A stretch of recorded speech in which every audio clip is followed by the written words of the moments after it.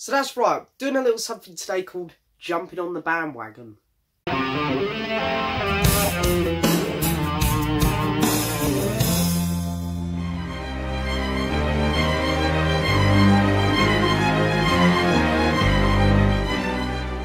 So hello and yes, welcome back to another video, guys. That's right, Vinyl Tag 2019. I'm incredibly late, and let me explain why. I did mean to do this video at the start of the month, and we are now at the end of the month. Yes, it's a whole month late. And the reason for that being, there's been a few other videos that have come up that I wanted to do. Also, I've been incredibly sick for the last week. As you can probably tell, my nose is blocked up. I've currently got a throat sweet in my mouth because my throat just swells up and it hurts when I talk. And I've been just incredibly ill. I'm recovering now. Also sliced my finger open at work. So I've been in and out of the walking centre trying to get this all fixed up. So basically the last few weeks of me have not been great. But nevertheless, I'm back to do a video finally today. Vinyl Tag 2019. Yeah, as I said, I'm a bit late, but I wanted to do it because I done 2017 and I done 2018. So I wanted to keep this going. And yeah, I've got the 20 questions written down on this very odd-sized bit of paper here. And yeah, we're gonna go through them all. I'm gonna answer them as bestly as I can. And you know, these are answers that are personal to the answer. So I don't think anyone can disagree with me here, really. These are my personal, you know, they're questions aimed at me, and these are my personal answers. I've watched a few people on YouTube do the Vinyl Tag 2019. They've done great videos. So I really wanted to jump on this. Don't worry, guys, there will be more videos coming soon as well, I'll say that. There probably won't be any next weekend. I'm going to throw that out there now before we get started so people are aware. I'm very busy next weekend. I've got London Comic Con on. Come on, camera. Let's keep focused here. So I'm going to get to meet lots of famous people like Toby Stephens and Tom Baker and John Sim and etc, etc, etc. So next weekend I probably won't. I might have a video up. You never know. If I get a bit of time, I'll do it for you guys. But we'll see. But yeah, the videos will definitely keep coming in. So don't worry, even when they're slow paced. But anyway, shall we get started now? So here we go. There's 20 questions. I'm going to try and make this as interesting as I can. Because I know that these questions have already been answered probably 50 to 100 times on the internet already. So anyway, it starts off with your best find of 2018, which I thought was a cool question to kick it off with. And I really, when it says find, I think that means you ones that you found in a record shop or something. So I only went record shopping about 3 times in 2018. You know, there's this beautiful thing called the internet now. Oh, my turtleneck's got a bit funnier. So yeah. So the 3 times I went shopping, I looked back over the records I bought, thanks to my YouTube channel, looked back at what I picked up those days, and I think this is the best one I picked up. This is an original mono, I believe. I'm pretty sure this is mono. It does not say stereo anywhere on it. Oh no, it is. It's an original stereo copy of A Saucerful of Secrets by Pink Floyd. And you can tell this is an original because of the fold over corners. And if I remember correctly, this was only like £10. This is not one of their most common albums by any means at all. It's from 1960... Oh, I don't know the exact year. I think it's 68, but I'm probably wrong. And Pink Floyd fans are going to slaughter me for it in the comments. But yeah, this is... I know this is a hard record to come by. And to get it for just £10, I thought was amazing. So I'd say that is the best one I found out and about, just because of the price and how rare it actually is. So the next question up is a VC channel that deserves more attention. I'm going to give a shout out to one of my very good friends here in the VC, very close friend of mine, and that is Mr. Ross Goodall. Now Ross actually has got a good following on YouTube. He gets good views and whatnot, so it's not like he's down in the lower tier of the VC, if that makes any sense. I wouldn't say there's a lower tier, but he's been doing it a while now, and he's got a good following and whatnot. But the reason I'm saying Ross is because I've never met anyone who puts the effort into their videos that Ross does in the VC. His videos are high quality. He's always putting videos out. He's got a good range from vinyl updates to album reviews, to concerts that he's going to. And the effort and the variety that goes into his channel is incredible. So I want to give him a shout out, and I think that he deserves some more subscribers. He deserves a bigger fan base, which he will get. I know he will. I believe in you, Ross. Oh, here we go. My nose is going now. Question 3. What holes are you looking to fill in your collection? Well, there's one really big one. In early 2018, I really got into collecting Madness because they were my first band, they were my first music love. I thought, you know what, the band that important to me, I should be complete on. And I went through their catalogue, getting every album, and I missed one. And since I missed it, literally in 2018, it's just skyrocketed in price. I got the really rare one, the Danger Men Sessions, the picture disc. I got the Liberty and Alton Vulgate, which is an incredible album, by the way. Check it out if you haven't checked it out. Which normally goes for about £60 on vinyl. Got that. There's an album that came out in 2013, 2014, I think. It's got a really long, crap title called Oi, Oi, Oi, something like that. I didn't pick it up because I thought there was no rush. It was like 20 quid on Amazon. I'm like, there's no rush. Anyway, about 2 months later, I come back to get it. Amazon taking it down. It shot up to like £70. I was like, oh, okay, I'm going to have to keep an eye out here. And then literally I checked a couple of weeks ago and they're going for like well over 100 now. So I think I might have missed out there, and I can't see that getting reissued. But I would love to get that just to complete my Madness collection. A cheap record that's really good. I've just gone for an obvious easy one. A New World Record by the Electric Light Orchestra. You can probably find that in any charity thrift shop. You can pick it up online for under £5, $5. And it's great. It's one of the best albums out there. Favourite side project album? I really like the Mudcrutch albums that Tom Petty was putting out before he passed away. He only done 2 of them. Here's the second one. Really enjoyed them as side project albums. I think it's really fun. He got back together his old band and just had a great time with them in the studio. Fantastic stuff. A song that's uncharacteristic of the band / artist that sings it. I've gone with a bit of an obscure one here. I've gone for an Eric Clapton song. I've gone for a song off my favourite Clapton album, Pilgrim. I've gone with a song called Fall Like Rain, which I think is amazing. And I wouldn't say the style of the song is uncharacteristic, but the way Clapton sings it is very uncharacteristic. It's very unbluesy. Drops into a low note, and whereas blues artists like to get a bit of a in their voice when they sing, and they bring the song up almost.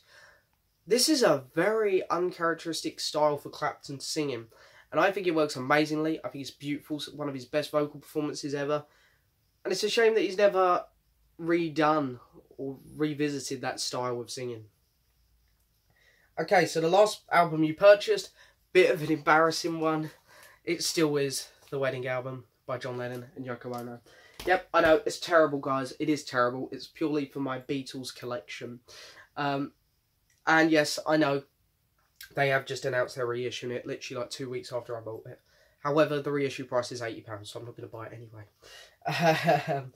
Okay, good album with a bad cover. This was easy for me. I immediately went to Eric Clapton's Another Ticket. Because when I got complete on Eric Clapton, I always thought this was a live album. And this was the last studio album I actually played of Eric Clapton's. All of a sudden I'm looking at it and I'm like, where are all these songs from? What album are they from? And then all of a sudden it clicked. What if this is an album? So I put it on the turntable. It's like, oh, it is an album. But the cover's so crap, it just kept turning me off putting it on the player.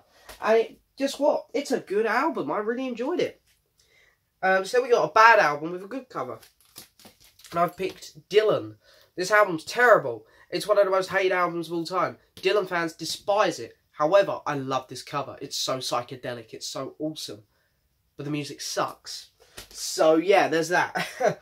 A blues album. Show a blues album. I thought, how much more bluesy can you get than Eric Clapton and B.B. King? 2 of the most iconic blues stars to ever walk the planet, I'd probably say. Together on a record. And you know what? It's pretty damn good as well.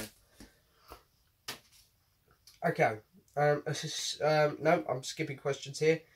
An earworm song. So I'm guessing this kind of means a song that just comes on and it's just really nice. It's like, oh yeah, I like this song kind of feel. And I've gone with one which I've been listening to for the last couple of months. I've never spoke about this song on my channel because I just wouldn't. And I've never spoke about this artist on my channel before because this is the only song I know by them. It's a French song called Le Festin by an artist called Camille. And she is French. The song is French, but I think it's so beautiful. It's just warm and just so easy to listen to. I don't know what they're saying. And yes, if anyone does decide to go listen to it and check it out, you'll notice it's from a certain film. I'll see if you guys can guess what film it's from, which is how I learnt about it. But I don't care. I wouldn't discover French songs normally, so obviously I'm going to learn about that song probably for a film. And you know what? I've heard it in the film and I went, I want to hear that again. So I put it on my Spotify playlist and it comes up every now and then. I never skip it. I always have it on. It's lovely. So a historical, important artist. I've gone with Robert Johnson. This is one of the first big musicians. One of the first big blues guys. 1930s. This guy is so important. He really was, like, after your classic musicians like Beethoven and whatnot, he's like your first proper musician with a guitar who picks up a guitar. One of the first, he's amongst the first, and really just started to change music. And then I've got an album that was inspired for you to buy by your parents. So this kind of seems like a combined effort, because my dad influenced me heavily on my music, as people know. And my mum occasionally does as well. My dad grew up with, my dad was born in 68, so he kind of grew up with a lot of the classic 60s. His favourite artists when he was a kid was Buddy Holly, the Beatles, Madness, and then of course, as I say, you then venture into the 70s, which is what he was hearing as a kid, and hearing at parties and stuff. And then 80s stuff, my dad's like always a bit more mixed on the 80s. He doesn't like the cheesy stuff that was like thrown in your face and what, you know, the really popular stuff. Whereas that's what my mum kind of grew up with. So like my dad and my mum, they agree on music. They don't disagree, but my dad likes what my mum likes, but he doesn't love it. And my mum likes what my dad likes, but she doesn't love that. So I tried to find an album which I know they both really like. My parents aren't really album people. They're more like, I like Bowie's hits, I like the Kinks hits, I like ELO's hits. They're kind of like that. Although my dad did pick up a few albums in his time, and so did my mum, but it was kind of rare. But I know they both like this album, so this is an album which I know they both agree on. That's Let's Dance by David Bowie, which is a stellar album. It really is. So I know that's one album that they'll both agree on. Okay, best pound find, so a record you picked up for £1, well, you know, dollar if you're American. I'd have to say it's this. This is King Crimson in the court of, is it? I forget the name of the title. This one, in the court of the Crimson King. Yes, I was going to say it right, just before people start slagging me off. Yeah, I'm not a massive fan of this. It's a good album. Don't get me wrong, but I got it for £1, and we all know that record goes for a lot of money. So yeah, favorite double album. I'd be lying if I didn't say this. It's the White Album.